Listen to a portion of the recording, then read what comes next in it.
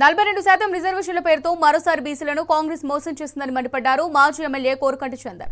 అన్ని తెలిసి కూడా రేవంత్ సర్కారు డ్రామాలాడిందన్నారు. కాంగ్రెస్ సంస్కృతి అంటేనే నమ్మించడం, మోసం చేయడమని తేల్చి చెప్పారు. బీసీ రిజర్వేషన్లపై కాంగ్రెస్ నాయకులను ప్రజలు నిలదీయాలని పిలుపునిచ్చారు. బాకీ కార్డుపైన హస్తం నేతలను ఎండగట్టాలని కోరకంటి చందర్ కోరారు. అన్ని పార్టీలు ఒప్పుకున్నాయి.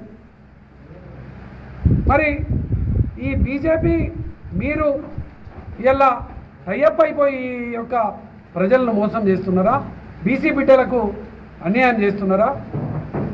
మీ డ్రామాలన్నీ ఇలా ఈ నోటిఫికేషన్ స్టే ఇవ్వడంతోనే ప్రజలకు అర్థమైపోయింది. కాబట్టి ప్రజలారా, బీసీ బిడ్డలారా, ఈ మోసాన్ని తప్పకుండా ఎండగట్టండి.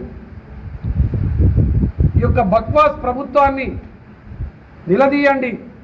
ఈ యొక్క ప్రజలను మోసగించే మాటలు మాట్లాడేటువంటి కాంగ్రెస్ నాయకులను గ్రామ గ్రామాన నిలదీయండి, ప్రశ్నించండి.